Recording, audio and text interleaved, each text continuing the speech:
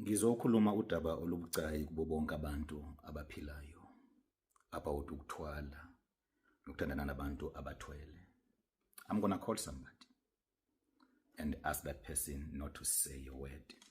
Uma ekhuluma ngiyaphika so that you hear ukuthi let's switch. Mama ninjani? Ngiyaphila mama. Ngiyaxolisa mama, kodwa wena ngicela wenze ungilalele nje kuphela, don't say anything. Bambe kanjalo. Yesterday we consulted mama sakuhlolela emini. I wasn't recording. Ngasho futhi ngathi I'm not recording. Kodwa this one I'm recording. That is why ngifuna uthule, ngifuna izwe lonke lizwe lento yokuthi impilo inzima kangakanani. And sometimes uma ngithi ngicela 35,000, ngicela 300,000, ngicela whatever, ngisuke ngazi ingozi mina engisifake kuyo ngokunisiza. Mama ngiyaxolisa, njoba izolo sihlole ngasola ukuthi umuntu othwele ngawe ngumyeni wakho. Ngiyaxolisa.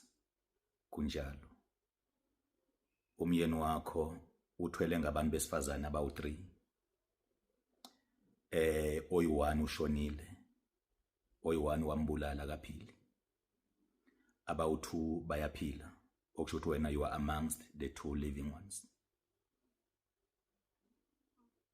So understand mama ukuthi uma ngabe ngusiza ngisusa lento akayenze kuwe, akayifake kuwe, he will know that will place your life in danger and place my life also in danger. Ngoba everything akanayo will start collapsing. And then uzawuhamba ayezweni lakubo eyothola ukuthi why kwenzeka kanje, why into zakhe zibheda. Then athola ukuthi wena usuyazi ukuba uthwele ngawe. And then athola ukuthi usuhambe umuntu olitholile iqiniso. Umyeni wakho ka15 years uzobe ehlupheka ngenxa yami. Lokho okusho ukuthi uma ngabe ufuna ukurecover yonke into engizobe ngimenze ukuba imlahlekele kuyomela ebulale mina. Ezumbona nje ukuthi uphila izinto zakhe ziyahamba ungena lapha nalapha, uphila ngamandla akho nangamandla omunye umuntu wesifazana, ngisho ukuthi awedwa umuntu akathwele ngaye. Nibabili eniphilayo, oyi1 washona okanye oyi1 wambulala. So ke lokho kusho ukuthi neyakhe impilo isengcupheni. That is why ngithe ake simbheke kwayena umlingani wakho. And angithi uthi yena lezi zinto zesinta akazwani nazo, uyini umKristu uyini, ngiyaxolisa ukuthi ngiyabuza kanjalo but ngizovala la bese siyakhuluma. But ngikhumbula kahle ukuthi uthe wena uthi akazwani nezinto akakholelwa kuzo. Uyagula umhlathi wakhe ekujwayela kabi. Iningi labantu mama elithi amadlozi njani ngabathakathi lenja lomgodoyi uthwele ngawe. Ngiyaxolisa ngiyazi bangikhuluma ngomyeni wakho but iyanginyanyisa lento eyokuthi abantu bazawuthwala ngeinhlanhla zenu. Abantu bazawuthwala ngani, benze ungathi bayanithanda, benze ungathi benze njani. Lento mama angeke ngithi kungenxa uthandana nomuntu wangaphandle nomuntu kanjani njani. Umuntu uyothwala ngawe noma ngabe citizen, athwale ngawe noma ngabe foreigner.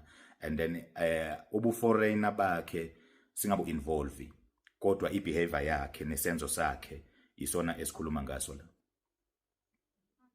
Kuyomele ke mama wami ube strong.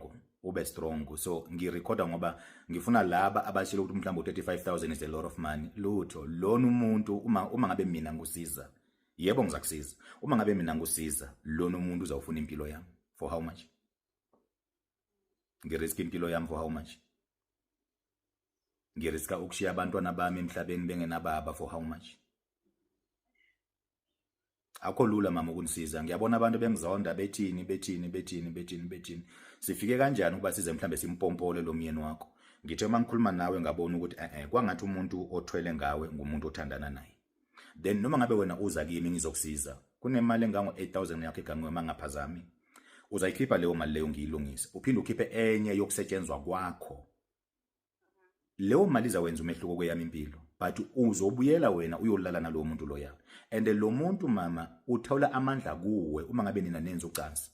Ngalesikhathi wena ufika emvuthwandaba, yena umemeza inhlanhla zakho through that time. Ngizophinda futhi. Ugada wena uma ngabe ke manje sozofika la kumele ufike khona. Uma ufika kuleso sikhathi leso, kunezinto akayikhulumayo ngenhliziyo yakhe. Ngoba usuke weakest moment yakho ezweni lika moya nasezweni lenyama. So wena ngalesikhathi unokuthi wena hayi no uyasijabulisa wenza njani, yena ukhuluma amagama okuthatha amandla akho. So uthi uya recharge amandla wakhe ngocansa kalwenza nawe. So ke kuyomele mama ukuthi ube strong, ube strong, ube strong, ube strong. Yebo sizayilwa, kodwa nje into engifuna niyazi nje ukuthi akekho umuntu engake ngamcharge imali efanele umsebenzi omele ngimenzele wona. Akekho. Ngoba every time ngisiza umuntu ukuthi bathwele ngaye, ngifaka impilo yami engcupheni. Asiyibambe nje kanje, ngicela ungajampisi, ungenzini, ungashintshi lutho phakathi kwakhe, yiba yilo muntu akamaziyo ukuba uye. Meantime wena uplan indlela ophuma ukuthi uphuma kanjani kuleyo nto leyo, kodwa nje asisuse lesithwalo sakhe kuwe, simshiye enje ngobe njalo. Bese ke siphinde futhi siyaqupha futhi ukuthi loya muntu wesifazane lona akathwele ngaye, simguqule asebenza against yena.